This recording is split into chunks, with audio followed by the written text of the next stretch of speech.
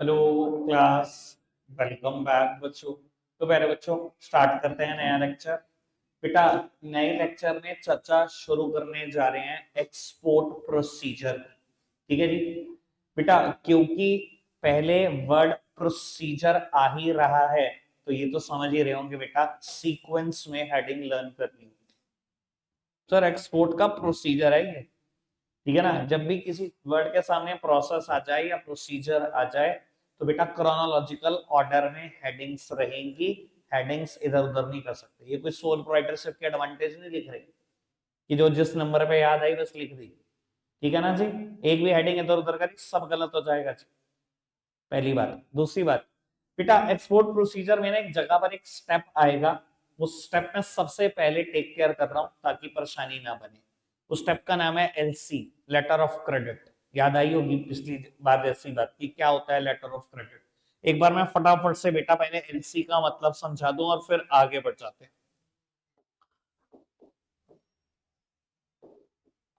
मान लो बेटा मिस्टर ई कोई एक्सपोर्टर है और मिस्टर आई कोई इंपोर्टर है। ठीक है जी। ये बेटा मिस्टर आई है, इंपोर्टर है। ये मिस्टर ई है, एक्सपोर्टर है। इसने प्रोडक्ट देखे मिस्टर ई के ऑनलाइन, इससे कुछ प्रोडक्ट अच्छे लगे और ये ऑर्डर प्लेस करना चाहता है। इसने मिस्टर ई से बात करी कॉल पर। उन्होंने बोला कि आप एक काम कर दो, आप गुड्स यूएसए से चला दो और मुझे प्रूफ भेज दो। जैसे ही मुझे प्रूफ मिल जाएगा कि आपने गुड्स यहाँ से चला दिए हैं तो मैं आपको पेमेंट कर दूंगा। मिस्टर आई मिस्टर ई ने बोला कि नहीं नहीं, ऐसा तो होता ही नहीं है। आप एक काम करो, मेरा बैंक अकाउंट नंबर ले लो, पहले आप उसमें एडवांस पैसे जमा करो। जब मेरे पास एडवांस आ जाएगा तो मैं सोचूंगा कि गुड्स चलाऊं। ठीक है, इससे पहले मैं गुड्स नहीं चलाऊं। तो मिस्टर राय ने कहा सर क्या बात कर रहे हो, मैं आपको जानता नहीं पहचानता नहीं, मैंने पैसे दे दिए और आपने गुड्स ना चलाए तो मिस्टर री ने कहा मेरे साथ भी तो सेम सिचुएशन है। मैंने गुड्स चला दिए, वेसल पे इंडिया के लिए निकल गए और आपने पैसे ना दिए तो सिचुएशन तो मेरे लिए भी उतनी ही खतरनाक है जितनी आपके लिए। तो बेटा इस चीज का हल क्या है? कौन पहले पैसे भेजने का रिस्क ले या कौन पहले गुड्स चलाने का रिस्क ले, ये कैसे डिटरमाइन होगा कि रिस्क किसको लेना है? बेटा रिस्क दोनों में से कोई भी नहीं। इस चीज का एक सॉल्यूशन है जिसको हम एलसी के नाम से जानते हैं। ठीक है जी। मिस्टर आई पूछेगा, बेटा इस चीज का एक सॉल्यूशन है एलसी। मिस्टर आई मिस्टर ई से पूछेगा आपके पास कौन सा इंडियन बैंक है, और बेटा कोई और ना हुआ तो state bank of India confirm होगा। ठीक है जी। इसने जवाब दिया जी स्टेट बैंक ऑफ इंडिया। बेटा मिस्टर आई गया एसबीआई के पास। एसबीआई में एक अकाउंट खुलवाया known as LC, letter of credit, और बेटा आपने पैसे जमा कर दिए। बेटा एलसी अकाउंट की ब्यूटी ये है, एक बार पैसे जमा हुए तो विड्रॉन का राइट खत्म, निकलेंगे नहीं, उस पैसे जमा हो सकते हैं। ठीक है जी। इस एसबीआई ने बेटा इस एसबीआई को, यूएसए में जो एसबीआई है, इसको गारंटी दे डाली कि पैसे मेरे पास आ चुके हैं। आप मिस्टर ई को बोल दो कि पैसे आपके पास आ चुके हैं। जैसे ही वो प्रूफ देगा मेरे को कि गुड्स चलाकर आ गया है, वेसल पर रखकर आ गया है, तो मैं पैसे दे दूं। एसबीआई ने मिस्टर ई को गारंटी दी डाली मेरे पास पैसे हैं भाई, गुड्स चला के वेसल पे रख के प्रूफ दे दे, अभी ले जा पैसे। भैया इंसान की गारंटी वैलिड नहीं है। आई बोल रहा था तो वैलिड नहीं थी, एसबीआई बोल रहा तो वैलिड है। बैंक नहीं कहीं भाग रहे। तो बेटा इसने क्या करा, वेसल पर गुड्स रखवा दिए। जैसे ही वेसल पर गुड्स रखवाएगा कोई ना कोई रसीद तो मिलेगी, कोई ना कोई रिसिप्ट तो मिलेगी। आज मैं अभी ट्रांसपोर्ट पे गुड्स फेंक आऊं, ठीक है जी, कि हरिद्वार गुड्स ले जाओ, इस मेरी इस पार्टी का है, तो कोई तो रसीद देगा मुझे, जिसको हम बिल्टी बोलेंगे। बिल्टी बोलते हैं ना, आपने सबके मुंह से सुना होगा ना। बहुत सारे लोग बिजनेस फैमिली से बैठे हैं, ठीक है ना जी, तो बिल्टी मिलेगी ना भैया। तो कोई तो रसीद मिलती होगी ना वेसल पे गुड्स रखने पर। बेटा वेसल पे गुड्स रखने पर जो रसीद मिलती है उसका नाम है बिल ऑफ लेडिंग। वैसे वर्ड आ जाएगा बाद में भी, पर अभी भी पता होना चाहिए नाम क्या है, बिल ऑफ लेडिंग। ठीक है जी। बेटा बिल ऑफ लेडिंग आगे इसने bill of lading hand over करा एसबीआई को और बोला कि लाओ पैसे दो। जैसे इसने बिल ऑफ लेडिंग दिया, एसबीआई ने कहा जी 5 मिनट वेट करो। इसने बिल ऑफ लेडिंग फटाफट से मेल डाला एसबीआई को, प्रूफ दे दिया कि चल चुके हैं गुड्स। इस एसबीआई ने पैसे हैंड ओवर करे एसबीआई को, एसबीआई ने दिए ई को। पैसे का तो खत्म हो गया सिस्टम। बेटा ये बिल ऑफ लेडिंग मेल के तौर पर तो एसबीआई में आ चुका है, हाथों हाथ इन्होंने कुरियर के लिए भी चला दिया। ओरिजिनल बिल ऑफ लेडिंग पहुंच गया एसबीआई के पास। एसबीआई ने आई को बुलाया और ओरिजिनल बिल ऑफ लेडिंग दे दी। बेटा ये आई जाएगा पोर्ट पर, जस्ट भी पोर्ट पर ये गुड्स आ रहे होंगे, बिल ऑफ लेडिंग पेश करेगा, प्रेजेंट करेगा और गुड्स क्लियर कराकर ले आएगा। Bill of lading is the proof of ownership, in goods के एक्चुअल ऑनर कौन है, मालिक कौन है। बिल ऑफ लेडिंग नहीं तो बेटा कस्टम गुड्स क्लियर करेगा ही नहीं। क्लियर है जी बात। ये बीच में कहीं जाकर किसी स्टेप में आएगी बात, थर्ड स्टेप में आएगी बात, तब नहीं समझाऊंगा बेटा। ठीक है जी, वहां समझाना बड़ा कॉम्प्लिकेटेड होता है, इसलिए शुरू में ही इसका हिसाब किताब निपटा देते हैं। घर जाना है आपने? हाँ बिल्कुल, बैग तैयार रखा है बेटा। रुक जा, आराम से रख दे, अभी बहुत देर है 1 घंटा बढ़ा है अभी। ठीक है जी बाबू, एलसी की बात क्लियर है, आगे बढ़ सकते हैं। बेटा मैं एलसी वाला पोर्शन यहां से हटा देता हूं, पहली बात। और ये जो मैंने एलसी का पोर्शन इंट्रोड्यूस किया, ये बेटा मैंने इंपोर्ट के केस की बात करी। मुझे फिलहाल मेरे कोर्स में इंपोर्ट प्रोसीजर नहीं है। पुराने टाइम में एनसीईआरटी में दोनों होते थे, एक्सपोर्ट प्रोसीजर भी, इंपोर्ट प्रोसीजर भी। इंपोर्ट तो बिल्कुल हटा दिया, कुछ आपके स्कूल वालों की रहमतें इतनी है कि उन्हें खुद जो चीजें नहीं आती वो साइड कर देते। ठीक है जी, आधे स्कूल वालों ने एक्सपोर्ट प्रोसीजर भी हटा दिया। भाई साहब NCERT most recommended book of CBSE, CBSE का नाम देके ना अपनी कमियां छुपाना बंद करें। ठीक है ना जी, सीबीएसई का नाम लगा देते हैं जो कुछ नहीं आता तो, अरे ये कोर्स के बाहर है, ये कोर्स का बाहर है। चलो खैर छोड़ो बेटा, अब मैं प्रोसीजर पढ़ना शुरू करता हूं। वैसे मैंने आज सोचा है कि कम से कम मैं 6 स्टेप करा कर जाऊं, देखते हैं कितने करा सकते हैं। बेटा सबसे पहले receipt of inquiry and sending quotation. लो सुनना आराम से, मैं एक्सपोर्ट कर रहा हूं, अब इंडिया से एक्सपोर्ट चल रहा है बेटा। यहां पर बैठा हुआ कोई पर्सन है मिस्टर आई, आई वर्ड जान के मैं इंपोर्टर के लिए लगा। ठीक है जी, ये कोई प्रोडक्ट इसको लगता है इंडिया में ना बहुत सस्ता बनता है, दुनिया में कहीं नहीं बनता इतना सस्ता। लेट्स सपोज की बात करते हैं फ्लोर टाइल्स। ठीक है जी, इसे कहा इंडिया से सस्ती तो कहीं टाइल नहीं है भैया, इंडिया से इंपोर्ट कर लेते हैं अपने देश में बेचेंगे। ठीक है, इसने डिसाइड करा कि ये इंक्वायर करेगा बहुत सारे डीलर से कि आप किस रेट पे टाइल दे सकते हो। हाँ, इसने इंक्वायरी फॉर्म भेजने शुरू कर दिया, मेल करने शुरू कर दिए। ठीक है जी, एक डीलर उठाया उसको कर दिया, उसका नाम है ए।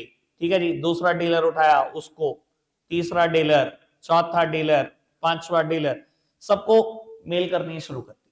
ठीक है जी बेटा, मैं इंडिया के एंगल से पढ़ रहा हूं एक्सपोर्ट प्रोसीजर। तो पहला स्टेप क्या, रिसीट ऑफ इंक्वायरी। हमारे पास इंक्वायरी आई और हमने कोटेशन बेची। ठीक है जी, अब भैया इंक्वायरी तो आ गई बहुत सारे डीलर्स के पास। पुराने टाइम में ये इंक्वायरी बेचने का तरीका क्या होता था, मिस्टर आई ना प्रेस में ऐड दिया करता था, न्यूज़पेपर में ऐड कर दिया देता था बेटा। ठीक है जी, बहुत सारे एरियाज में। ठीक है, दैनिक जागरण को कहा मेरठ में जाने वाले न्यूज़पेपर में ऐड दे दो। ठीक है जी, गुड़गांव में जाने वाले न्यूज़पेपर में ऐड दे दो, नोएडा में जाने वाले न्यूज़पेपर में ऐड दे दो, और जो चार्जेस है मुझसे। ठीक है जी, ऐसे ढूंढा करते थे बेटा लोग, सेलर्स या बायर्स। ठीक है जी, पास्ट में ही होता था। आज की तारीख में तो ईमेल बड़े आसानी से मिल जाती है, कॉन्टेक्ट नंबर आसानी से मिल जाते हैं, तो कॉन्टेक्ट हो पाता है। तो आपने क्या किया, इन सबको मेल किया कि मैं आपसे पर्टिकुलर क्वांटिटी, ठीक है जी, कुछ भी हो सकता है, 1000, 1 लाख फुट या 1 करोड़ फुट बाय करना चाहता हूं टाइप। आप बताओ किस रेट पे सप्लाई कर सकते। ठीक है जी, तो बेटा अब ये सब ना कोटेशन बनाकर भेजेंगे। There is a difference between the term invoice and quotation. बेटा इनवॉइस क्या होता है, इनवॉइस या बिल सेल के बाद दिया जाता है। बेटा अभी सेल नहीं हुई, अभी तो आप कोटेशन भेज रहे हो, क्या पता उसको किसकी कोटेशन पसंद है, क्या पता किसको ऑर्डर दे। ठीक है जी, देखने में ये दोनों हूबहू होते हैं, बिल्कुल एक जैसे होते हैं, पर this is not the actual invoice. ठीक है जी, इसका एक दूसरा नाम भी है, इसे हम बोलते हैं परफॉर्मा इनवॉइस। परफॉर्मा इनवॉइस दिखने में बिल्कुल इनवॉइस है बेटा, पर इनवॉइस नहीं है। ठीक है जी, मान लो किसी ने कोटेशन दी 35 रुपए फुट टाइल दे देंगे, किसी ने दी 42 रुपए, किसी ने दी 45 रुपए, किसी ने दी 41 रुपए, किसी ने दी 40 रुपए, सबने कोटेशन दी थी। ठीक है जी, अलग अलग कोटेशन। ठीक है, अब क्या होगा, जैसे ही कोटेशन उसको मिलेगी अब वो ऑर्डर देगा किसी ना किसी को, रिसीट ऑफ ऑर्डर और इंडेंट, इंडिया में ऑर्डर आएगा। ठीक है जी, बाबू एक बार फर्स्ट स्टेप पढ़कर खत्म करें क्या, क्योंकि मुझे को फर्स्ट स्टेप में शायद एक आध बात और करनी पड़ सकती है। एक बार फटाफट से पढ़ना क्या है।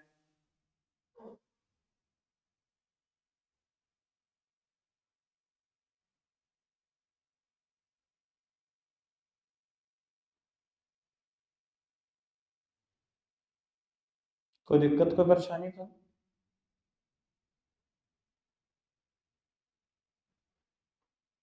ठीक है बाबू, आपको ये तो पता लग रहा होगा जब मैंने एक्सपोर्ट प्रोसीजर शुरू किया, मैं पूछना भूल गया आपसे कि हम मरीन रूट से पढ़ रहे हैं ये एक्सपोर्ट प्रोसीजर, ये तो पता लग रहा होगा। बेटा लैंड रूट से भी तो मिलते हैं कुछ देश, बेटा 4 या 5 से मिलते हैं, फिजिबल नहीं है ना पढ़ना उसको। एयर रूट हद से ज्यादा कॉस्टली है, इससे कम से कम 10 गुना महंगा है, दैट्स वाई बेटा वो भी कोर्स का पार्ट।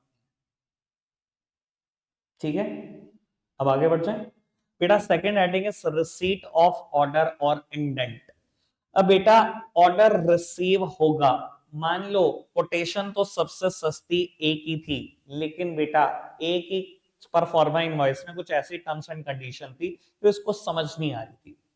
एक बेटा यूएसए की भी कोस्टल लाइन काफी बड़ी है, काफी बढ़िया, इंडिया की भी तो कोस्टल लाइन काफी बड़ी है, यूएसए की भी काफी बढ़िया है। ये जिस पोर्ट पर भेजना चाहता है, आई उस पोर्ट को एक्सेप्ट नहीं करना चाहता, आई के प्लेस से बहुत दूर है। दूसरी बात, इसने जो कोटेशन दी, वो जो कोटेशन दी है वो एफओबी बेसिस पे दी है, याद आई पिछली बार की कुछ बात? इसने जो कोटेशन दी बेटा वो एफओबी बेसिस पे दी, जबकि ई ने जो कोटेशन दी वो सीआईएफ बेसिस पर दी।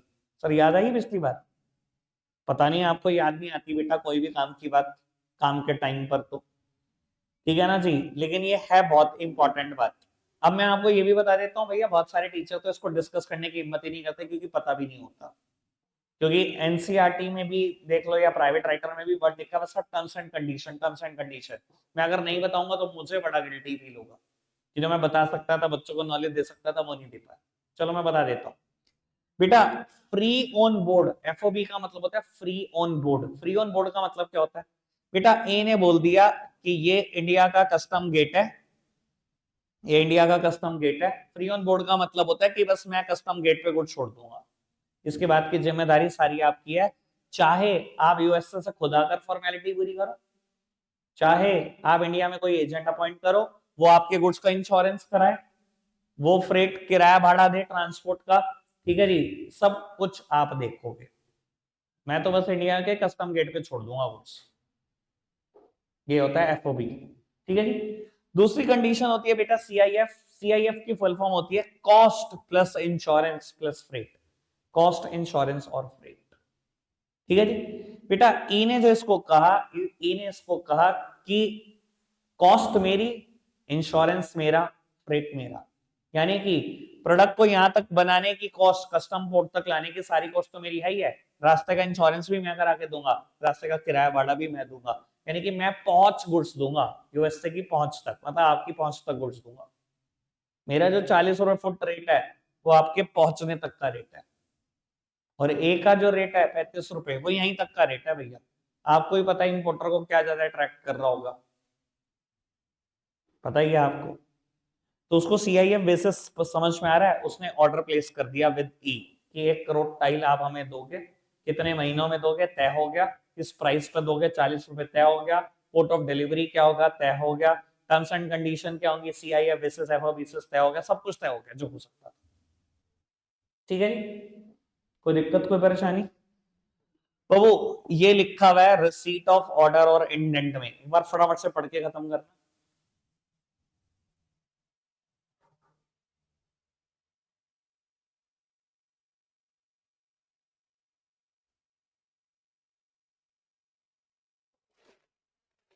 ठीक है, आगे बढ़ जाए। चलो जी बेटा नेक्स्ट वन लिखा है assessing importer credit worthiness and securing a guarantee for payment, ठीक है जी। असेसिंग इंपोर्टर क्रेडिट वर्दीनेस, लो जी असेस करो इंपोर्टर की क्रेडिट वर्दीनेस है या नहीं, इधर देखना बेटा। ए के ना ई सॉरी ई के ना अच्छे खासा संबंध है यूएसए में, कुछ रिश्तेदार रहते हैं, कुछ दोस्त यार रहते हैं, इसने पता कराया आई कैसा आदमी है। इसने मुझे 1 करोड़ फुट टाइल का ऑर्डर दिया है, 40 रुपए फुट, 40 करोड़ का मेरे पास ऑर्डर है। पहले आदमी तो जान लो कैसा है। इसने जानने की कोशिश करी, असेस करने की कोशिश करी इंपोर्टर की क्रेडिट वर्दीनेस, और मान लो ये क्रेडिट के वर्दी आया, ठीक है जी। मतलब किसी ने इसका बताया 1000 करोड़ का मालिक है, किसी ने बताया 2000 करोड़ का मालिक है, बहुत बड़ी फर्म है, आज तक पैसे नहीं रोके, ये वो सब कुछ बहुत अच्छा है। सर अगर सब कुछ बहुत अच्छा है, आप चाहो तो ऐसे ही प्रोसीड कर सकते हो बिना एलसी के, ठीक है जी। या किसी ने आपको बड़ा नेगेटिव रिस्पॉन्स दिया कि भैया बेकार आदमी है, किसी के पैसे नहीं देता, ये है वो है, तो आप इसको कह सकते हो जी एलसी चाहिए पहले, इससे पहले कुछ नहीं होता, ठीक है जी। तो आपने असेस करी इंपोर्टर की क्रेडिट वर्दीनेस और सिक्योर कर ली गारंटी फॉर पेमेंट। सिक्योरिंग का गारंटी ऑफ पेमेंट का मतलब कुछ और नहीं, एलसी मांग ली उससे, एलसी आ गई, अब आप सेफ हो, अब पता है पैसे तो कहीं नहीं जा रहे भैया। वैसे मैं आपको बता देता हूं आज की तारीख में इंपोर्ट एक्सपोर्ट में बेटा जिसकी मर्जी जितनी मर्जी क्रेडिट वर्दीनेस हो, ये रिस्क कोई लेता ही नहीं है, सबको चाहिए एलसी आ जाए भैया पहले, तब सोचेंगे गुड्स बेचना है या नहीं बेचना, बिना एलसी के कुछ नहीं होगा। क्लियर बात, तीन हेडिंग डन, समझ में आ गई सारी, आगे बढ़े बेटा। नेक्स्ट हेडिंग कहती है ऑब्टेनिंग एक्सपोर्ट लाइसेंस, और बेटा इस हेडिंग में ना पर्टिकुलरली तीन काम करोगे। कहता है एक्सपोर्ट का लाइसेंस ले लो मिस्टर ई। एक काम करता हूं बेटा, इन सबको मैं रब कर देता हूं, क्योंकि अब डीलिंग सिर्फ आई और ई के बीच की बात चल रही है, बस वही बात रखते हैं।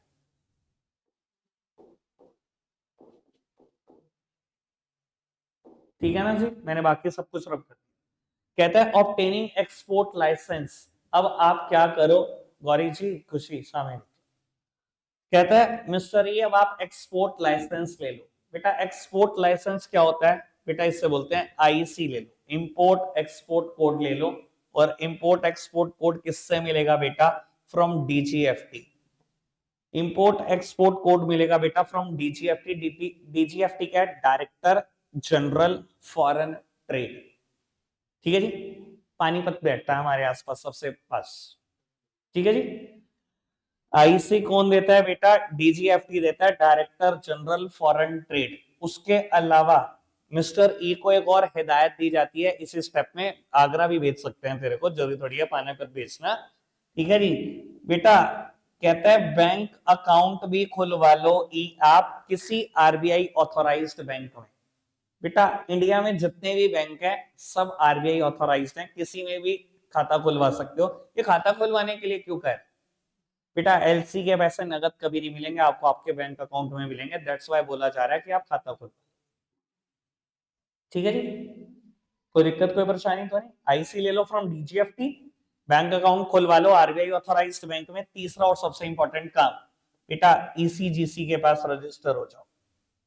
याद आया कुछ, ईसीजीसी मतलब एक्सपोर्ट क्रेडिट गारंटी काउंसिल, ठीक है ना जी। ईसीजीसी की फुल फॉर्म एक बार बोलना दोबारा, एक्सपोर्ट क्रेडिट गारंटी काउंसिल। सब नाम है एक्सपोर्ट में credit, export credit guarantee council. समझाता हूं जरा क्या जरूरत है इसके पास रजिस्टर होने की। बेटा मान लो थर्ड स्टेप पे जब आपने इसकी क्रेडिट वर्दीनेस पता कराई, तो किसी ने बताया 1000 करोड़ की फर्म है, किसी ने बताया 5000 करोड़ की फर्म है, आपने 40 करोड़ के लिए इतना बॉदर नहीं किया, आपने सामान बनाया इसको बेच दिया और ये पैसे नहीं दे रहा। एक दिन, दो दिन, 4 दिन, 5 दिन, 10, 20, 25, 30 दिन बीतते जा रहे हैं, पैसे नहीं दे रहा। अगर 90 दिन बीत गए तो बेटा जेल जाना पड़ेगा मिस्टर ई को।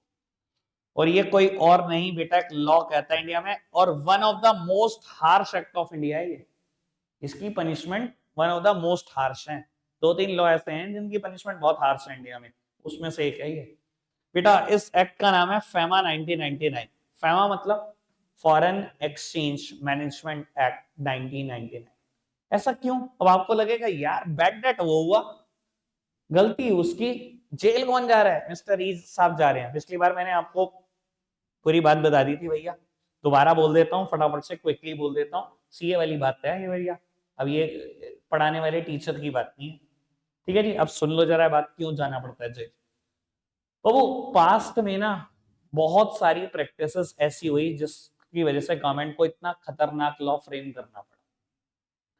आपने एक बैंक का नाम बहुत बार लोगों के मुंह से सुना होगा, स्विस बैंक। स्विट्जरलैंड में एक बैंक है नोन एज स्विस बैंक, उसमें इंडिया का सबसे ज्यादा काला धन पड़ा है, ठीक है जी। ऐसा मानना यह है कि इंडिया में नेताओं की जितनी प्रॉपर्टी है उसके 10 गुना ज्यादा प्रॉपर्टी वहां पड़ी हुई है, सब काला धन है। काला धन मतलब अनअकाउंटेड मनी जिसके ऊपर इन्होंने टैक्सेस नहीं दे रखे सरकार को। ठीक है जी। और आपको बता देता हूं 2014 में जब पहली बार मोदी जी आए तो उनके एड कैंपेन का पार्ट था कि वो स्विस बैंक से सारा पैसा ले आएंगे। आज तक नहीं आया, वो बात अलग है। 2014 का प्लान था ये कि सारा पैसा ले आएंगे, आया नहीं है आज तक। तो ये स्विस बैंक इतना सेफ बैंक माना जाता है, अपने एक भी अकाउंट होल्डर की इंफॉर्मेशन किसी को भी नहीं देता। अकाउंट होल्डर का नाम तक नहीं बताता, बैलेंस तो भूल जाओ। ठीक है जी। अब मैं आपको बताता हूँ पुराने टाइम में प्रैक्टिसेस क्या होती थी। आपने यूएसए में एक्सपोर्ट किया, ठीक है जी, आप क्या कहते थे, इस आई को कहते थे ये मेरा स्विस बैंक में अकाउंट है, इसमें तो पैसे जमा करा दिए 40 करोड़ रुपए जो तूने मुझे देने। इसने 40 करोड़ वहां जमा करा दिए, सरकार को कहते थे बैड डेट होके पैसे नहीं दे रहा, आप फ्री। भैया अगर ये 40 करोड़ इंडिया में आ जाते, आपने इसमें से कुछ इनकम कमाई होती, इनकम पे इनकम टैक्स देना पड़ता है ना। 40 करोड़ में मान लो अगर आपका 20% का मुनाफा है 8 करोड़, 8 करोड़ के ऊपर आप टैक्स दे रहे होते सरकार। लेकिन जैसे ही आपने वहां जमा करा दिए टैक्स खत्म, कुछ भी नहीं दिया सरकार को, सरकार का बुद्धू बना गए आप। ऐसी प्रैक्टिसेस कई साल कंटिन्यू हो रही, कई साल। जब सरकार को इस रूट के बारे में पता लगा तो सरकार ने नियम बहुत टाइट कर दिया कि 90 दिन में पैसा ना आया तो तैयारी कर लो जेल की। समझ में आया क्या था, क्या कारण था इस लो का। अब बेटा ईसीजीसी के पास रजिस्टर होने से क्या होता है ये समझो। अच्छा मान लो मैं कहूं बड़ा जेन्युइन केस है, जेन्युइन भी तो हो सकता है, अब ये तो इनजेन्युइन लोगों के लिए थी बात, भाई जेन्युइन भी तो हो सकता है कि ये पैसे ना दे, 90 दिन बीत रहे हैं और ये पैसे ना दे। उसी उसी केस से तो बचने के लिए आपको ईसीजीसी के पास रजिस्टर करा रहे हैं। बेटा आपने इसकी क्रेडिट वर्दीनेस देखी, बहुत क्रेडिट वर्दी निकला, आपने पैसे नहीं लिए, ना एलसी मांगी, कुछ नहीं किया, लेकिन बेटा चुपचाप से ना ईसीजीसी के पास रजिस्टर हो जाओ। इसके पास रजिस्टर होने से पता क्या होगा, 90 डेज में पैसा नहीं आया तो 40 करोड़ रुपए ईसीजीसी अपने पास से आपके बैंक अकाउंट में डालेगी, पहली बार। ठीक है जी, अपने पास से डाल दिए, सरकार को आप उसमें से टैक्स भी दोगे।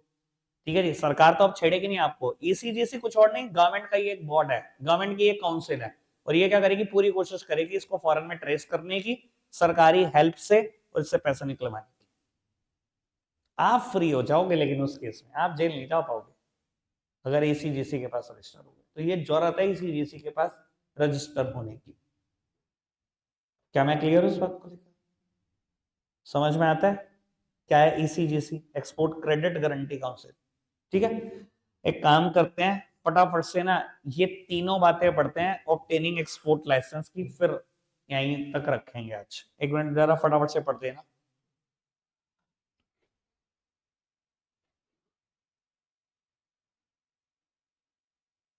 थर्ड पॉइंट मैं पढ़ूंगा, आप शुरू के 2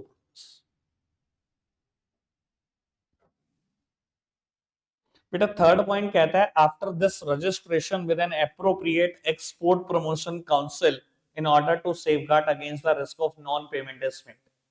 बेटा कहता है ये रजिस्ट्रेशन कराने के बाद ना एक एप्रोप्रिएट एक्सपोर्ट प्रमोशन काउंसिल के पास रजिस्टर हो जाना, जो सेफगार्ड करेगी आपके इंटरेस्ट को नॉन पेमेंट के केस में। बेटा मैंने इस एक्सपोर्ट प्रमोशन काउंसिल का नाम बता दिया, एक ही नाम है इंडिया में। और अगर याद हो बड़े अच्छे से, तो जब पिछली बार केस स्टडी करी थी वो नाम मैंने दिखा भी दिया था, प्राइवेट राइटर ने लिखा भी हुआ है ईसीजीसी का। ठीक है ना जी, मेरी कुछ बातें ऐसा तो हो सकता है प्रूव होने में टाइम लगे, पर प्रूव सारी हो जाती है बेटा। ठीक है ना जी, एक ही नाम है इंडिया में एक्सपोर्ट प्रमोशन काउंसिल का, ईसीजीसी। क्लियर बात, रखते हैं आज के लिए इतना ही है मेरे बच्चों, बाय बाय।